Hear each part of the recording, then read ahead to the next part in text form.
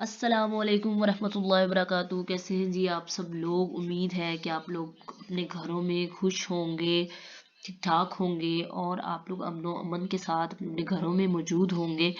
तो जी आज आप लोगों के लिए आज का लेक्चर जो है वो हाजिर है मैक्सवेल स्ट्रेस टेंसर के ऊपर। और उम्मीद है कि बहुत से स्टूडेंट्स को इसमें बहुत सारी कन्फ्यूजन और क्यूरीज होंगी। और डेरिवेशन सबसे पहली मज़े की चीज़ पता है क्या है कि इस चैनल पे आपको कॉन्सेप्ट तो मिलता ही है।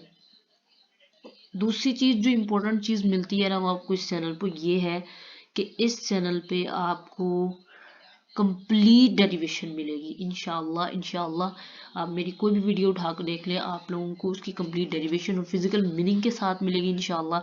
ठीक है। और सबसे पहले जी वीडियो को स्टार्ट करने से पहले आप लोगों से छोटी सी रिक्वेस्ट है, वो ये है कि आप लोग क्या करें जी, आप लोग मेरे इस चैनल को सिर्फ चंद सेकंड्स लगाकर सब्सक्राइब कर दें, लाइक करें, शेयर ज़रूर किया करें।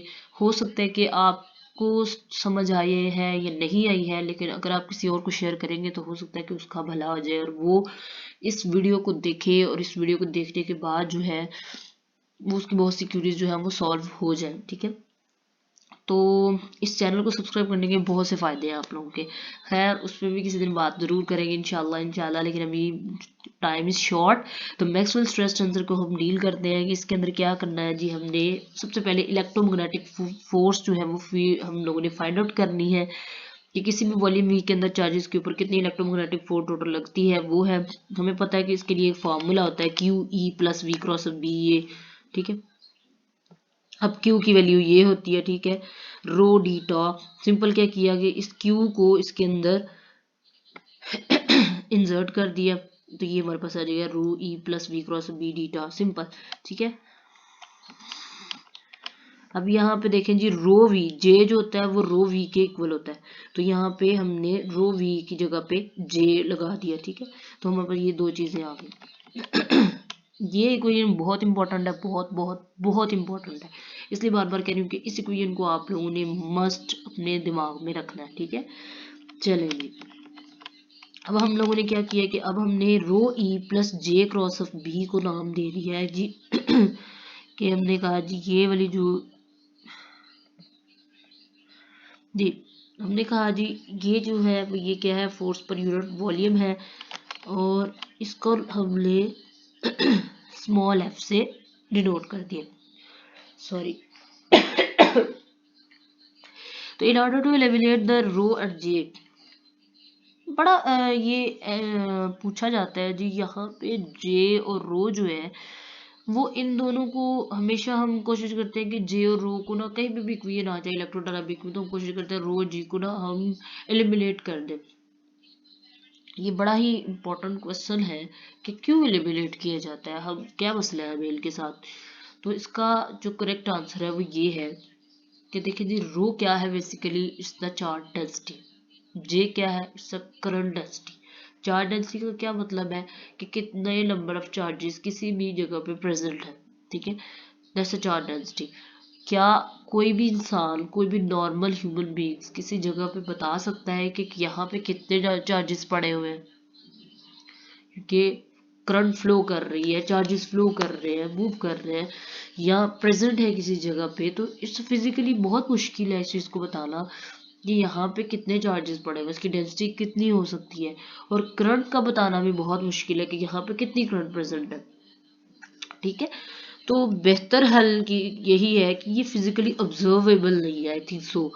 तो इसलिए हम कोशिश करते हैं कि हम इनको रिमूव कर दें, एलिमिनेट करके हम ई और बी में कर सकते हैं, क्योंकि ई और बी एक ऐसी चीज़ें है कि जो फिजिकली फील भी की जा सकती है कि यहाँ पे इलेक्ट्रिक फील्ड कितना है, मैग्नेटिक फील्ड कितना है, क्योंकि उससे साफ पता चल जाता है आपको। इसलिए कोशिश की जाती है कि हम लोग जो है वो रो जे को एलिमिनेट कर दें। हमारे पास बस जी मैक्सवेल की इक्वेशन नंबर 1 है और मैक्सवेल की इक्वेशन नंबर 2 है। Del dot T rho over epsilon naught. इन दोनों से क्या किया, एक से रो निकाल ली और एक से जे निकाल लिया। सिंपल। अब दोनों से ये दोनों चीजें निकाल के हमने पुट कहाँ कर दे लिए जी। अब इन दोनों को कहाँ पुट किया, रो को रो वाली जगह पे और जे को जे वाली जगह पे। सिंपल सी चीज, कुछ भी नहीं किया। ठीक है। अब क्या किया है कि यहाँ पे इन दोनों को पुट कर दिया, ये हमारे पास जी आ गई रो की वैल्यू, ये रो की वैल्यू आ गई, ये जे की वैल्यू आ गई हमारे पास। ठीक है, तो अब ये क्या हुआ हमारे पास, देखिए जी हमारे पास यहाँ पे एक चीज आ गई है पार्शियल ई और partial T cross of B. सही है, तो इसके लिए हमने क्या किया कि हमने यहीं पे निकाल लिया पार्शियल और partial T E cross of B का प्रोडक्ट रूल लेंगे, तो ये दो चीजें हमारे टर्म्स सिंपल प्रोडक्ट रूल लगाया। अब यहाँ पे हमें ये चाहिए, ये हमारे पास इक्वेशन में ये चीज मौजूद है, तो ये वाली चीज उठा के ये वाली जो चीज है वो इधर आ जाएगी माइनस होके इसके साथ। ठीक है, तो अब हमारे पास ये चीज, तो इसलिए पार्शियली और partial T cross of B की वैल्यू हमारे पास ये चीज बच गई। ठीक है, अब देखिए यहाँ पे हमारे पास माइनस आना चाहिए था, लेकिन आ प्लस गया है। देखिए यहाँ पे हमारे पास आना माइनस चाहिए था, यहाँ पे माइनस था, लेकिन यहाँ पे ये प्लस फॉर्म में कन्वर्ट हो गया।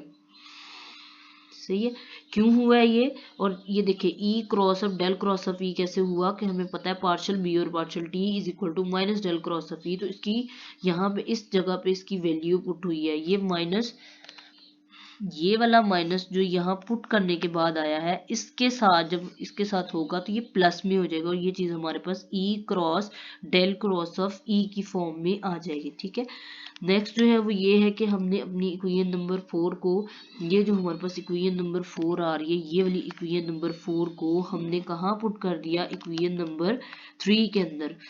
मैं आपको दिखाती हूँ कि इक्वेशन नंबर 3 कहाँ है, एफ की वो value, this is the equation number 3, अब हमने इसके अंदर पुट कर दिया। सही है, चले हमारे पास ये आ जाएगा सिंपल, सबसे पहले क्या किया, ये हमने उसको सिंपल मल्टीप्लाई कर दिया अंदर, अभी पुट नहीं किया इक्वेशन। अब ये डेल क्रॉस ऑफ बी वाली अलग टर्म आ गई, ये जो टर्म हमने फाइंड आउट की थी पीछे इसकी वैल्यू, इसकी जगह पे इसकी वैल्यू आ जाएगी, तो इसकी वैल्यू पुट की हमने। अब ये देखें जी, इसकी वैल्यू पुट करने के बाद ये दोनों टर्म एज इट इज आ गई और इसकी जगह पे ये वैल्यू आ गई। अब नेक्स्ट क्या किया गया है कि ये चीज वैसे ही सेम आ रही है, यहाँ पे ई वाली टर्म्स इकट्ठी कर ली है, ये डेल क्रॉस ऑफ ई वाली टर्म इकट्ठी कर ली यहाँ पे, और ये चीज बी वाली टर्म यहाँ आ गई है, और बाकी क्या चीज बचती है हमारे पास, ये ई क्रॉस वाली टर्म वाली बी वाली टर्म एंड पे चली गई। सही है, नेक्स्ट क्या किया, जस्ट सिमेट्री के लिए हमने del dot B into B introduce कराया, क्योंकि हमें पता है del dot B always zero होता है। ठीक है, तो इसलिए हमने ये जस्ट सिमेट्री के लिए ये टर्म ऐड कराई है।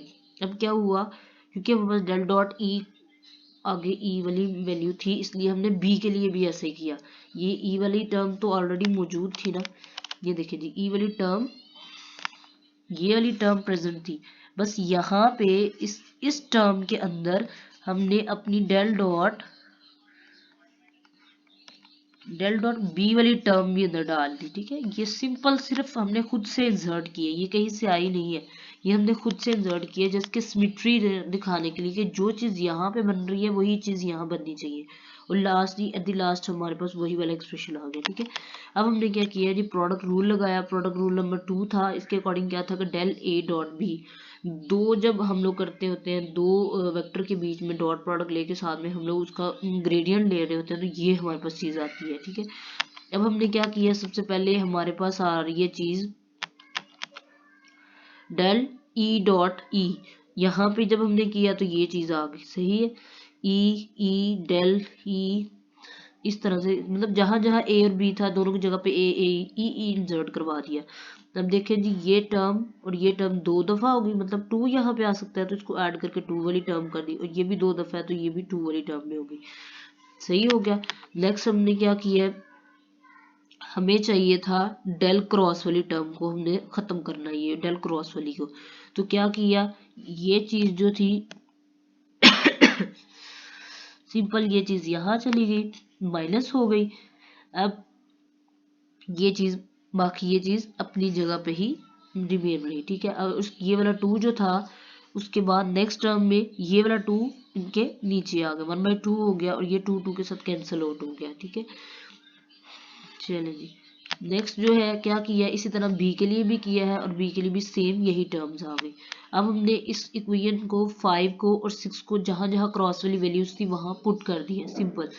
एफ इज इक्वल टू, ये देखिए जी, ये था F is equal to this epsilon naught del dot E and E, और बाकी इस टर्म की जगह पे हमारे पास ये वाली टर्म आ गई जो ऊपर से आएगी। ये इसी तरह बी के लिए भी ऐसे ही किया और इस तरह से, ठीक है। इसको सॉल्व करेंगे आपको तो आपको बहुत जल्दी जो है वो इंशाल्लाह समझ आ जाएगी। F is equal to this, अब हमारे पास del dot E, E plus del E dot del ऐसे और ऐसे, ये चीज आ गई। बी वाली ऐसे टर्म्स आ गई, और ये वाली जो चीज थी जो हाफ वाली वैल्यू है यहां से ली, देखिए जी, हाफ वाली वैल्यू यहां से ली और इधर से भी हमने हाफ वाली वैल्यू यहां से ली। इसके साथ एप्सिलॉन नॉट मल्टीप्लाई हो रहा था तो वो मल्टीप्लाई करवा दिया, इसके साथ भी हो रहा था ये भी मल्टीप्लाई करवा दिया। अब देखिए जी, इसको हमने एक अलग से टर्म में लिख दिया, सिंपल, ठीक है, सही है। और ये चीज आ गई। अब हमारे पास आता है जी हमारा मैक्सवेल स्ट्रेस टेंसर। अब हमारे पास ये एक टर्म बन गई है बहुत ज्यादा बोल दिया इसलिए। अब हमारे पास जी देखें जी, ये टर्म बन रही है, देखिए कितनी लंबी चौड़ी जो है वो क्या कहते हैं कि यहाँ पे वैल्यूज आ रही है, बी बी ई ई, इन सबको याद रखना बहुत मुश्किल काम है।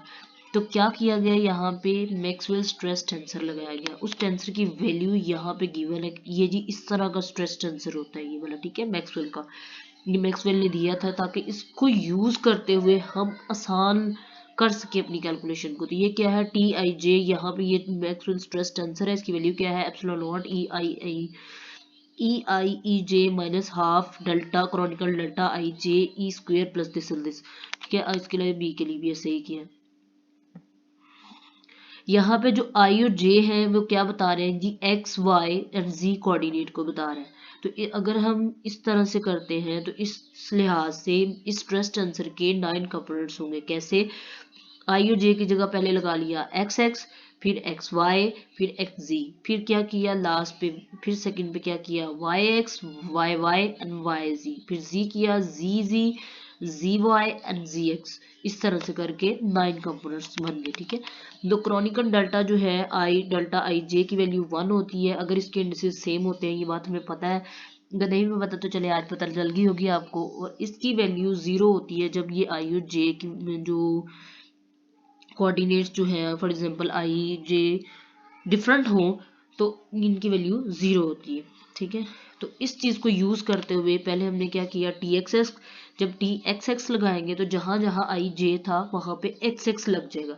तो हमारे पास ये क्या आ जाएगा, एप्सिलॉन नॉट, यहाँ पे आई जे था तो एक्स एक्स आ जाए माइनस इसके साथ भी ये, यहाँ पे सिंपल ई था के ऊपर ई था सिंपल, तो ई के 3 कंपोनेंट्स होते हैं, ई एक्स ई वाई ई जी, उसके सिंपल यहाँ पे कंपोनेंट्स लगाए गए हैं। यहाँ पे डेल्टा आई जे की वैल्यू चूंकि नहीं थी इसलिए नहीं लगाई गई, सही है। इसी तरह बी के लिए भी ऐसे किया हुआ है। तो टी एक्स एक्स की वैल्यू आप देख सकते हैं, यहाँ से क्रॉनिकल डेल्टा जो है वो एक्स एक्स है, तो इसका मतलब इसकी वैल्यू यहाँ पे क्या हो जाएगी, फिर इसकी वैल्यू हमारे पास आ जाएगी 1। तो ये 1 आ जाएगी, बाकी क्या हो गया ई एक्स एक्स, यहाँ पे ई एक्स स्क्वेयर, ये ई एक्स एक्स क्या हो जाएगा ई एक्स स्क्वेयर, तो माइनस हाफ ई एक्स स्क्वेयर, तो ई एक्स स्क्वेयर में से हाफ ई एक्स स्क्वेयर निकालेंगे तो हमारे पास कितना बचेगा, हाफ ई एक्स स्क्वेयर। तो बाकी minus half E Y square minus half E Z square, तो क्या हो गया ई एक्स स्क्वेयर जो है यहाँ पे, ये देखिए, ये देखिए जी, जो मैं कह रही हूँ ना हाफ ही ये वो ये चीज है, ये देखिए जी ई एक्स स्क्वेयर माइनस हाफ इसके सबके लिए। अब देखिए ना, एक में से आधा निकालेंगे तो आधा ही बचेगा ना, तो हाफ आ गया, एप्सिलॉन नॉट आ गया। ई एक्स पॉजिटिव इसलिए आया है क्योंकि 1 में से हाफ निकाला है तो पीछे पॉजिटिव हाफ बचता है, नेगेटिव हाफ नहीं बचता, इसलिए तो बाकी इनके साथ नेगेटिव आ गया। इस तरह बी के साथ भी हमने यही किया है, ठीक है। इसी तरह एक्स वाई के लिए किया, जब हम एक्स वाई के लिए करेंगे तो ये देखें, इधर है जरा, यहाँ पे ई एक्स वाई आ जाएगा, इधर जब क्रॉनिकल डेल्टा के साथ एक्स वाई आ जाएगा नीचे तो इसका मतलब है कि ये टर्म हो जाएगी 0, ये टर्म जीरो हो जाएगी, ये पूरी टर्म जीरो हो जाएगी। इस तरह बी के लिए भी पूरी टर्म जीरो हो जाएगी क्योंकि क्रोडिकल डेल्टा एक्स वाई जीरो के इक्वल होता है। तो हमारे पास सिर्फ पहली पहली वाली टर्म बच जाएगी। तो ये आ जाएगी हमारे पास ई एक्स वाई, ई एक्स ई वाई। इस तरह इसके लिए भी ये चीज़ आ जाएगी। तो हमारे पास टी एक्स वाई की वैल्यू आ गई। इसी तरह सोन करते जाएंगे तो इन सब के लिए वैल्यू आ जाएंगी। ठीक है, वो कहता है कि चूंकि बिकॉज ऑफ टू इंडिसेस, यहाँ पे टू इंडिसेस हैं इस टेंसर के, T I and T J, तो इसकी टू डायरेक्शंस है। तो इसको उसने दो डायरेक्शन में थोड़ा दिखा दिया कि चले जी। अब हम अगर इसकी डाइवर्जेंस लेते हैं, ए कोई भी वेक्टर है, ए डॉट टी, तो वो हमारे पास आ जाता है summation A I T I J, that's rule.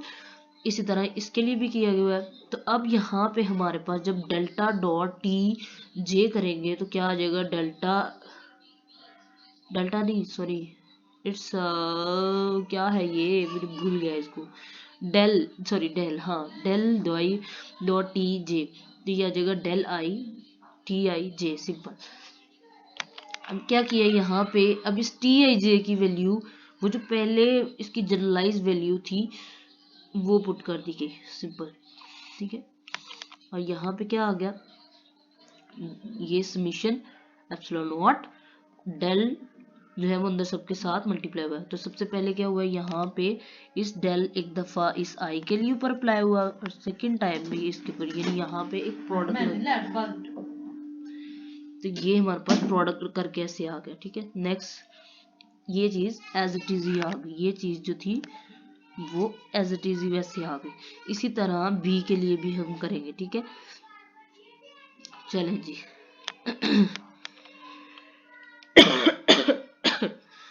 तो where I is equal to J, so on general, अगर हम जनरलाइज टर्म में बात करें तो समीशन खत्म कर दिए क्योंकि जनरलाइज हो गए हम। तो epsilon naught del dot E, इस सब की जगह पे ऐसे ऐसे ही करके यू ऐसे, E del dot E minus half, मतलब सिंपल क्या किया, आई जे खत्म करके उसने सिंपल एक जनरलाइज टर्म कर दी। अब अगर हम इस चीज को देखें, ये जो चीज हमारे पास आ रही है, दिस इज सेम,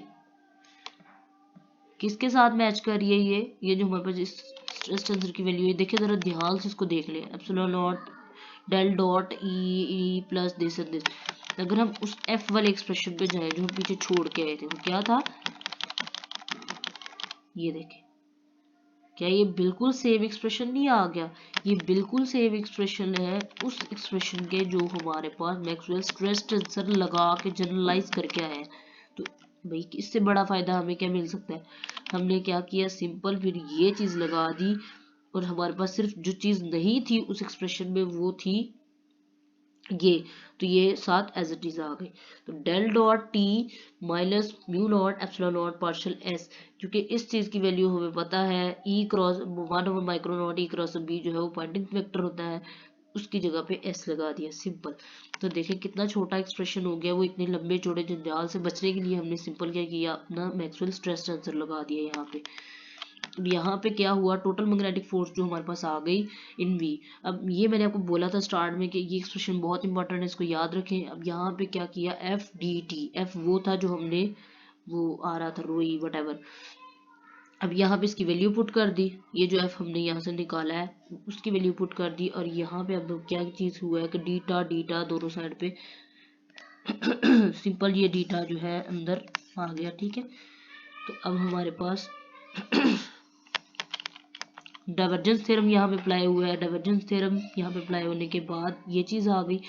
अब व्हेन चार्जेस, अब यहाँ पे कह रहा है कि जब चार्जेस स्टैटिक होंगे तो हमारे पास मैग्नेटिक फील्ड नहीं होती, ये बात हमें पता है।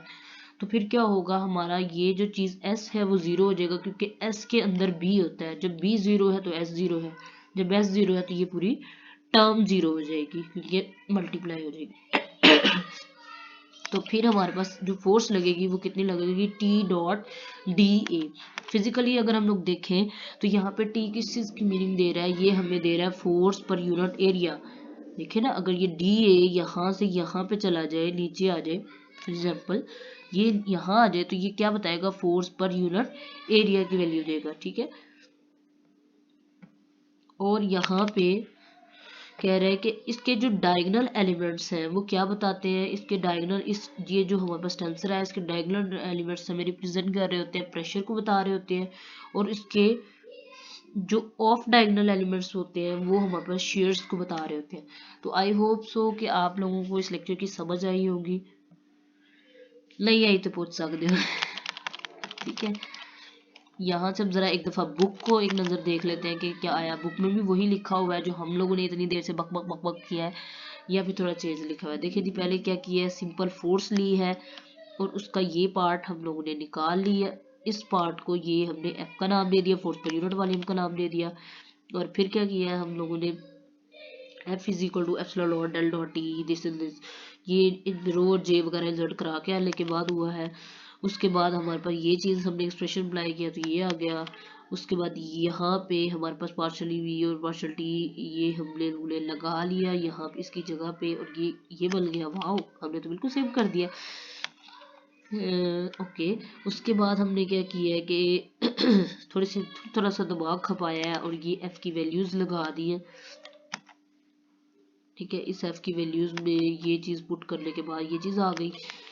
और जस्ट सिमेट्रिकल करने के लिए, जैसे हमने पहले ये बात की थी कि del dot B into B, क्योंकि डेल डॉट बी जीरो के इक्वल होता है तो इसलिए कुछ नहीं फर्क पड़ता, तो हमने इसको जैसे सिमेट्री के लिए अंदर इंट्रोड्यूस करा दिया।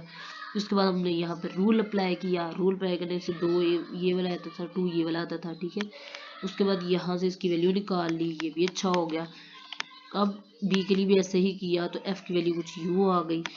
अब इसको देखा यहाँ पे भी इसने कहा कितना अगली लग रहा है, कितना बुरा लग रहा है। इसको हम सिंप्लीफाई करेंगे मैक्सवेल स्ट्रेस टेंसर से, उसकी वैल्यू ये लगा ली, यहाँ पे वही चीज़ें लिखी हुई। उसके बाद एक्स एक्स पे अप्लाई किया, वाई एक्स वाई किया, जस्ट उसी यहाँ पे अप्लाई करना सिखाया कि अगर हम ऐसे अप्लाई करते हैं तो ये ऐसे लगेगा। ठीक है, बाकी इसका यहाँ पे एज कोई इतना खास रोल नहीं है, अगर आप इसकी डायरेक्ट वैल्यू भी याद रख लेते हैं तो इट्स ओके। ठीक है, उसके बाद क्योंकि इसकी 2 इंडिसेस होती है, where a vector has only one, 2 indices है तो इसको हम इस डबल एरो से भी रिप्रेजेंट करते हैं। सही है, one can form the dot product this and this, ये हम अप्लाई कर सकते हैं। Resulting object which has one remaining index is self a vector in particular, तो हमारे पास जो बचता है रिजल्टिंग ऑब्जेक्ट बचता है वो हमारे पास इन दोनों का जो रिजल्टिंग बच जाता है वो इट्स अ वेक्टर। तो अगर हम पार्टिकुलर की बात करें कि जेथ कंपोनेंट है, इन दोनों का वो कहता है कि ये एक वेक्टर बनता है, इसलिए इनका एक ही फिर इंडिसेस बच जाता है। जब हम del dot T, 2 different vectors एक टेंसर के साथ है और एक डेल है, इनको अप्लाई करेंगे तो रिजल्टिंग जे बचेगा। ठीक है, इसको जनरलाइज कर दिया उसने, उसके बाद यहाँ इसको पुट कर दिया, एफ लगा दिया, उसके बाद लास्ट पे उसने कहा जी ये चीज़ आती है हमारे पास। इसको हमने डाइवर्जेंस थ्योरम किया है ताकि हम इसको सरफेस इंटीग्रल करें।